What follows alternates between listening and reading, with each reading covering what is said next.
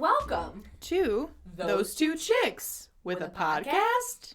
My name's Jordan. My name's Emma Grace. We have Maisie here again. Yeah. Because we're batching episodes. So you're going to hear her for a little while. She's pretty quiet. She was, yeah. Yeah. I have to tell you something, though. Okay. So when I was over earlier. Yeah, Emma was at my house. Well, my mom's house. Yeah. I'm moving to my parents' house. Mm-hmm. To help take care of my father. Mm-hmm. So, just so you guys know, we might not be on the ball these next 2 weeks because I'm moving. And my husband's helping build, so yes, I'm sure I'm helping her. Yes, so but we're trying. We're batching episodes so we still get our two out to you guys. So, anyway, your story. So while you were upstairs and watching your kids, they were cracking me up. Dude, because your son found the tape measure, okay? Yeah. So he was starting to measure things, obviously not well. He's like 4, right? Is he 4? He's okay. 4.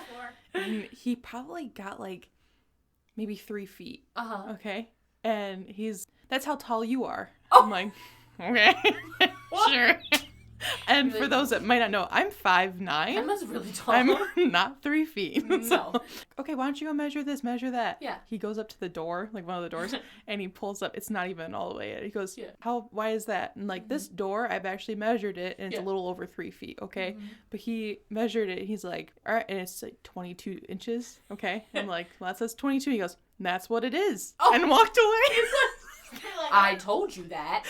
Who you telling, lady? Measuring the air, he's like, this is how tall this is. And he's telling my husband how much, like, these walls. Dude, my kid, he has my personality. Yeah. But in kid form.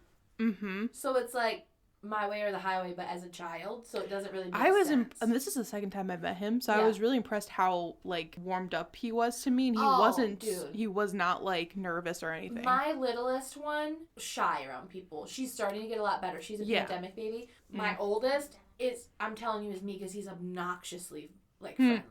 Like, will not shut up. But Lincoln is like, he's like, he will talk to anybody about anything, anytime, which is almost scary because I feel like if there was a truck saying free candy, he wouldn't even need the candy. He'd just go just to talk. Go measure something. Yeah. And that's what it is. Measuring tapes. Shouldn't be giving you guys ideas. He's crazy. We're working on, he's potty trained, but for some reason, he's scared of going poop in the potty. But we're working on it. He's done it solidly 4 times. In a row. His poops are solid? Literally solid poops. And today, so our thing right now, his dad loves superheroes, so does he. His dad collects figures, and if Lincoln poops in the potty, he gets to go pick his own very cheap figure, because they can be expensive. Okay, yeah. So he pooped this morning, because I said, well, you can only get another guy if you poop. He literally made himself poop. The dedication. And they were little, but there were 2. And he goes, 2 turds, I get 2 guys. Oh. He's like bargaining. He's like, 2 turds, I get 2 guys. Yeah. Them's the rules. And that's how it is. And he'll probably poop again today, and then it'll be like 3 guys. And he will remember. Oh, yeah. He will remember. I will say that because, obviously I was getting a little tired of, like, playing with him. Yes. And eventually, obviously, my husband, Dan, needed his tape measure back. I'm like, here you go. Yeah. He's like, well, where's yours? I'm like, well, I had to give it back. He's like, all right, well, you can go get yours later. Oh. Maybe 20 minutes have gone by. He's like, did you get yours yet? I'm like, how did you? No. That's so funny. I can't. 4-year-olds are hard because they just don't stop. Yeah. What? Hard. But, okay, I had to tell you a story. Oh, yeah. Okay, and I'll just tell you this. I'll just tell you now. I was going to wait for our next episode, but I went through Starbucks today. And the guy was like, what are you up to today? And I was like, I'm going to go record a podcast with my friend. And he was like, oh, you have a podcast? I was like, hair flip, yes, I do. Not actually. I was more like, yes. I was more like, don't ask me about it. And he was like, what is it? And, I explained it to him, and he's like, oh, cool. What's the name? And I was like, Those Two Chicks with a Podcast. And he was like, I've heard of that. And I said, no, you haven't. I literally just went, I was like, you're lying. Right. And he's like, no, I'm serious. I've heard of that. And I was like, well, I mean, we're from around here, so maybe on Facebook. And he's like, I think that's it. Oh. So if Sam from Starbucks is listening... Hello, Sam. I think we should always just reference Sam from Starbucks in our future episodes, and he'll probably never listen to this. So I'm always going to be talking about Sam from Starbucks. And it would be even funnier if he does listen eventually, and he's like, oh, they named me again. Right. Sam is chance. We'll get merch. I need to have merch with Sam from Starbucks. Imagine if he finds this podcast like a year later. And he's like, they have merch. About me? And it's just a guy holding a Starbucks. Sam from Starbucks approved. Okay. It's another True Crime Tuesday. Yes. And it's Emma's turn. And I've explained this on like almost every episode, but I just want to, just in case this is your first episode you're listening to. Tuesdays are our serious days, our true crime days. And Fridays are our fun days. So this is a true crime comedy podcast, but we try to keep it pretty serious for the actual crime, unless it is. Right. We just get on tangents. We will always respect the victims. Yes. If you don't like true crime and comedy, though, this isn't for you. Absolutely not. Okay. So just turn it off and leave. Oh, okay. Okay. All right. So here we go. The 8-year-old said it. Okay. All right. Before I start my case today, I would like to add a disclaimer that the following story contains graphic details of the victim, as well as talk about mental health. So listener discretion is advised. Okay. Is this one about me? No. But today's true crime case is crazy. Is it? That's you all always do the really good crazy ones. I think I have something wrong with me. Okay, it takes place in 1897. Ooh, always the old ones. I like the old ones. They seem weirder. Me too. Almost. Yeah. Yeah, after this case, you'll think so. And it's in Williamston, Michigan. And Williamston is by Lansing. And it's a smaller city, about 3,800 people, according to 2010 census. Oh, I was about to say, because that's pretty good for the 1800s. Yeah, but that was in 2010, so take 1800s. So it's like 4. Maybe. 4 people. 4. What? 4 people live there. Oh! Police are called to 320 Elevator Street near the local railroad tracks, the home of Mariah Haney, an 80-year-old woman, and her son Alfred and his wife Martha. When police entered the house, the floor was covered in blood. And in the blood, there were clumps of hair and dents in the floor. They noticed a trail of blood leading out of the room into the kitchen. That's when police found a body. But the body was so burned beyond recognition. The clothing was melted into the skin, and the floor and even the slippers on their feet were melted onto their skin. Police noted the strong smell of kerosene. Ooh. It also appeared that the body had been dosed with water multiple times as if someone tried to put out the fire. The house seemed unclean to begin with, but add the smell of burnt flesh, blood, lots of blood. Oof. And on top of that, they noticed that the kitchen table had rotten food on it. Oh. And the table was set, and the centerpiece was 80-year-old Mariah Haney's head. Her head was on the table, and her body was burnt, practically melted. Oh my god. Yeah. So police started the investigation. In the bedroom, they discovered that it was covered in water and the window was broken. Police went downstairs and found a second trail of blood that led to the stairs in the back of the house. That's when they found a blood-soaked axe. Ooh. Police headed to the backyard and found Martha digging with her hands, and they asked her what she was doing. Her response was, "I just murdered my mother-in-law." So here's a little backstory about the Haney family. So Mariah Haney was an 80-year-old woman whose son and wife lived with her. Now, Mariah didn't trust Martha. Alfred said they fought all the time, and neighbors would hear them screaming at each other while Alfred was away at work. Martha is arrested and brought in. Police described Martha as off, and she had dark eyes and her face was sunken in. So police thought she was scary. Like Martha's the mom? The daughter-in-law. The daughter-in-law. Okay, yeah. so she looks scary. Okay, yes, sorry. they arrested her. She's in jail. Mariah's dead at this point. She was decapitated. Mariah and Martha. Yes. Okay. Both have names. I'm trying. They call Dr. Frank Shamway and asked if he could check Martha's mental health state. When police told this doctor that they think Martha might have killed her mother-in-law, he responds with that he wasn't surprised. What? Apparently, Martha had an appointment with him that morning, and she didn't show up. I would also like to note that the doctor told police that it was Alfred who made the appointment for his wife. Okay. When the doctor came in, Martha was wrapped in a blanket on the floor and would only nod her head to questions, but she didn't hesitate to tell him she killed Mariah. And this is what she told them. So Martha took a photo of Mariah's late husband out of a picture frame and placed it with a picture of Martha's 3 kids. Side note, because I know we're all thinking, where did the kids come from? Yeah. Because that was the biggest thing. The answer, no idea. So the story is that Martha told Alfred that the 2 oldest children were adopted in another state It said that Alfred questioned whether this was true or not. Okay. And then the third kid was given away at only 2 years old. Now, we can confirm a worker from a church took in the youngest kid, but many speculate whether Martha killed the other two or not, and no one has said anything about the other two kids. Okay. So, again, nothing is confirmed, but I want to include this because Martha did have children, I guess. Because she has a photo. Yeah, not with him. None of them with him, but she has a photo of them. So, anyways, she switches the photos. Mariah is livid, and the two start yelling at each other. That's when Martha stormed out of the house, and Mariah locked her out. Oh. While Martha was outside, she looked for an axe, and Martha axed her way through the front door. She then hit Mariah with the butt of the axe in the face and then hit her with the blade of the axe. Martha began to stomp all over Mariah's body. Oh my God. She then took the axe and chopped off her head. That's when Martha put the head on the table facing Alfred's chair so that Mariah could look at her son. At this point, Martha tried to burn the rest of the body. She used kerosene from an oil lamp and hot coals from the stove.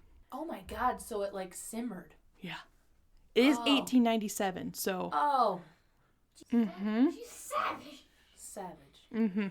So after she tells the cops what happened, Martha said her mom told her to kill her mother-in-law before she killed her. However, Martha's mom passed away 7 years prior. I was just about to say, when did her mom come into the picture? She's not even alive. So now everyone believes Martha has been having hallucinations. So they tracked down Alfred and they found him at a local pub. Which makes sense. Just hanging out. At this point, he went home. He's like, all right, I gotta get out of here. Yeah. Alfred came home to not only the murder of his mother, but his house was smoking because the body was on fire. So neighbors came to help Alfred put out the fire, and that's why a window was broken, because a neighbor broke it and threw water into the house. Oh, that wasn't her. It was, okay. Yeah, and then they used a water pump and buckets. Like, it was all neighbors coming together trying to put out this fire. 1800s for you. But one neighbor thought that they would go inside the house to put the fire out. And that's when they saw in the kitchen this lump of fire, and they threw water on it, and that's when they discovered that the lump was Mariah. Oh, so it wasn't Martha, like, putting it out? Okay, it was, okay. It was a neighbor. And then they see her head on the table. This poor neighbor is just in shock. Yeah. In comes Martha in her underwear. It is noted that she most likely took off her blood-soaked dress and put it in the fire. So she looks at the neighbor and just like, are you kidding me? Goes back into the bedroom, comes out with a new dress, and she walks over the couch and lays down. Again, the neighbor is just standing there. Right. The house is smoking. She's just hanging out in there. She just came out in her underwear, like, so what an inconvenience. Goes back in, gets dressed, and then goes to lay down on the couch. I was trying to think of, like, the equivalent of Are You Kidding Me in the 1800s. Right. I think... What art thou doing? I don't know how they fucking talk. Probably not like that. That's the medieval times. You're That's right. when there was... But then she does get up from the couch, and she starts to peel off the wallpaper. And the neighbor is just over it and leaves. Martha heads outside, too, and that's when she starts digging. Dude, I'd be scared. I wouldn't just be over it. I would be like, bitch, I gotta get out of here. Right. So he literally, I mean, if you were the neighbor, you walked in, you're like, oh, here's the source of the fire. You discover it's a body, then see a head, see Martha just being calm. Right. The house is smoke. Alfred's freaking out, and she's like, I guess I'll go peel some wallpaper now. And then she goes outside and starts digging. And then that's, as we know, the police show up after that. And that they found Martha digging in the backyard. This needs to be a scary movie. Like, that would be just the digging machine. It would be really, it would be terrifying. Yeah. But think about that, like that. I know it's like your adrenaline's rushing, but she axed her way through a door. I know. I was just thinking about that. For a woman to be able to do that, because shit was sturdy in the 1800s. And axes are heavy. Yeah, but she was just, and that was all because, I mean, obviously they didn't get along, but this is just because of the picture. Right. That was like the breaking point. Yeah. Crazy. I know. So Alfred told police that for 3 weeks, Martha had become more violent and just had these bursts of anger. She was speaking out loud to her hallucinations every day. Alfred had no idea what to do, and he had to work to support them. Right. So he had no choice. Two ladies didn't get along, so that's when he made the appointment for his wife. Now, Martha threw a fit about her going to the doctor because she blamed Mariah, and that Mariah told Alfred she needed help. So back in jail, police asked if she regretted it. She said no. She didn't mean it to be mean. It was said that Martha would bang her head against the bars until her head would bleed. And all day long, she would repeat a cycle of crying, screaming, praying, and laughing. In jail. God. Martha's brother came to visit her. and she said she had no idea who he was. Martha would also sing a song to herself, and here are some of the lyrics. Oh, I can't go to heaven, to hell I must go. Murders don't go to heaven, and that is where I'm bound to go. Once Martha finished the song, she had a seizure and collapsed on the floor. Can I ask? Yeah. Is that like a song already, or did she just make up that I think it's sick a song. rhyme? It's a song already. Okay, because that's pretty good if she was just going crazy in her cell and came up with that. But yeah, I think it's one of those that's pretty sick. old songs. Okay. Martha sang that song throughout her time in jail, and Martha Haney was committed to the Michigan asylum. She was diagnosed with consumption, and she died 17 months later. The location of Martha's grave is unknown, and the house was burned down in 1990 by the Williamston Fire Department. And Rod Sadler, I don't know how to pronounce his name, but he wrote a book about the case, and he goes way in depth about it, and it's titled To Hell I Must Go. Ooh, I like that. And that has a lot more information if you are interested. But that's the case. Did they say how she died 17 months later? So they don't know for sure. Mm-mm. You know, whether it was mental health. And that's kind of the sad thing, too. Right. About, you know, all these cases that were so long ago. It's like now these people could have gotten help.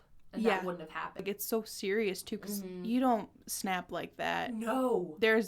She was committed to an asylum, but like they said, they didn't even diagnose her with something like this is what happened, this is why, but also it was 1897, so well, I wonder too if she didn't get help because not like the asylums were great with their care, so maybe she could have just hurt herself. Honestly, if she was hitting her head on bars and making herself bleed. I mean, even just her way of killing, we've talked about this, like some of the more gruesome murders we've gone into, that's so much. It is. She stomped all over this 80-year-old woman's body. You have to think she's 80 years old. I know, also crazy for an 80-year-old. Yeah. In the 1800s, like that's... Well, that's shocking to begin with. But also, like, she's probably pretty weak. Oh, like, for sure. Just her hitting her with the axe was probably enough to kill her. But no, she chopped off her head and then they, like, burnt the... Like, so there has insane. To be some mental issues there going on to be like, oh, I'm going to put the head here so she can look at her son. Well, yeah, I think there was a lot going on. And then even just her with the neighbor. I mean, can you imagine being the neighbor? No. She's just walking. She lays on the couch like, your house is smoking. Okay, there's a lady on fire. It stinks. Mm-hmm. And she just gets up and starts digging outside. Yeah, that's like, weird. That's not... No. But no one could help her. That's the sad thing. I mean, it's sad for the whole situation, but it's sad she never got help. We can kind of laugh about these little things, but it's sad that someone got to that point because mental health is like a hard thing to deal with, and I only just have general anxiety disorder. Well, and that's where I'm like, I feel so bad for Alfred. Like, can you imagine? He just had to support his poor family. Yeah, he couldn't really do anything, and then he tried, and of course, on the day that the appointment was supposed to happen, too late, you know? And I wonder what they would have even been able to do for her. They probably would have just said, take her to an asylum already. Oh, probably. Yeah. Ooh, that would be such a good horror movie. It would be. It would, because I can just picture it in my head, and it's freaking... It's kind of like... Oh, what is that? Leonardo DiCaprio movie, Shutter Island. Oh, yeah. Where she's kind of a little mentally unstable and she, like, kills her kids. That's such a good movie. That is a good movie. Yeah. Well, that's a good case. I know. You always have the crazy ones. I don't know why I find them. Well, because those are, like, the best ones to talk about. I think so. You know, like, it's hard for me to talk about, I don't even want to say, like, the more present ones, like, the ones that are, like, today or, like, only, like, 10 years ago or whatever. It's not even quite that. It's just the ones where it's, like, wow, you can see how humans can be real monsters from those cases. Like, it hits close to home a little bit, you know? And these ones are kind of more fun for me to look at because they are so out there. Yeah. You know what I mean? Which, I don't want to say it's, like, fun, but, like, you know what I mean? No, it's just, like, you get to kind of take a step back in time and learn their way of thinking. Yes. Because that's not, like, for now, you'd be like, okay, get her some help. Like, she needs something. Where back then they're like, dude, this lady's just singing a song. Yeah. And banging her head against a wall. Yeah. Like, I had no idea. She must be a witch. Right. They're like, no idea what's going on. Yeah, consumption. We give up. Consumption. Yeah. Yeah, it's crazy. And it's sad. Mm-hmm. Ooh, that was such a creepy one. That's going to haunt my dreams tonight. Well, I hope I didn't freak you guys out too much on your Tuesday. I know. Tell us what you think. We need to start saying this more in our podcast episodes. I want to just hear what you guys think. Like, do you think she was maybe possibly dealing with a schizophrenic episode? Do you think she was possessed. Well, and I read something too, like they said she was talking out loud to her hallucinations, but hallucinations is such a loose term back then too. Yeah. Like, what do you actually think with all the knowledge we have now? What do you think was going on in Martha's head? Yeah. I think possibly schizophrenia. Did I say it right? Schizophrenia, yeah. I feel like I always say that weird. But that's what I think because, well, that's the only ones I could think of where there are, like, hallucinations. Like, but also, when you're undergoing so much stress, and if she was going through a stressful situation with her mother-in-law, and she needed mental help, like, even just with anxiety and depression, like I said, you can have breaks with reality. Some people genuinely lose it for a little bit if they're not getting help and they're beyond that point of, like, completely stressed out, exhausted, whatever. Oh, heck yeah. And, you know, maybe even two, you can have, isn't there one where it's like schizophrenia and bipolar? Let me look it up because I should probably say the actual name, and I probably shouldn't speak on it unless I do know the proper term. But I know there is. Schizoaffective disorder, which signs and symptoms of schizoaffective disorder depend on the type. It can be bipolar or depressive type. And the only reason I say that is because generally I've heard that schizophrenic people are not violent. Typically, they are not violent. There are a few cases where something happens. So that's why I think maybe if she's also bipolar, also going under a lot of stress, you know, maybe she just got those anger episodes. Maybe she blacked out. It's not just the picture frame that was the problem. That was just the one thing that made her snap. Right, and so you're having, I absolutely agree with you. Looking into that bipolar disorder now too, because it can, you know, include even depression in there, and that change. That'd make more sense too, because how do you just axe through a door but still have that much strength, right, to do what she did to this poor old woman? It had to have been a bunch of adrenaline, because I just feel like and I feel like people back in the 1800s were generally smaller. Oh yeah, so imagine this tiny woman trying to do all that, and it takes a tremendous amount of strength. I feel like movies make it look like it's easier than it is. To chop up a body, to cut someone's head off is incredibly difficult. So it grosses me out. Maybe she hit it a couple times. I don't know. Yeah, I did read some part. I forgot to include it, but I did read that, like, because of how gross this was. Like, I mean, you have to think, the house was not the cleanest, okay? Yeah. The rotting food on the table, obviously so much blood. And blood has a certain smell. I mean, y'all know that. But it smells kind of like pennies, like irony. It's very it's metal. Oof. No, so they have blood. Yes. They had all that, plus burning body, burning flesh. They said, like, the police had to leave because they just kept throwing up. I'm sure. And it was so bad. It's an old house. There's probably no good ventilation in there either. Not at all. Food. Oh my gosh. Yeah, I'm sure there were. And she's outside digging. And that poor guy. I know. Oh, there goes your family, and there goes your house. It's kind of comical when you read, like, and then he went to the pub. But it's like, what would he do? His house is literally destroyed. It was like smoking. I don't think it burnt down, but horrible. Yeah. Well, because she did it with coals. Yeah. It was just like smoldering. Ugh, that's horrible. But insane. Yeah. I know. Be nice to your daughter-in-laws. Be nice. Seriously, in-laws. Be nice. Well, if you guys have any theories or, I don't know, just any little thing to add to this case, you can email us. It's in our show notes. So let us know what you think. Let us know if there's anything you want us to cover in the future. We don't only do Michigan, but, you know, we do cover a lot of Michigan cases. That's where we're from. Thank you for listening, guys. And we'll see you next time. All right. We'll have a happier episode for you. Yeah. So, so don't chop off any heads. Because it's hard. Please no. Please no. Not the moral issue. It's just really hard. Right. You get tired. Yeah. So just don't be tired. Don't do it. Just don't do it at all. And that was from an 8-year-old. Don't do it. All right. All See you guys. Bye. Bye-bye.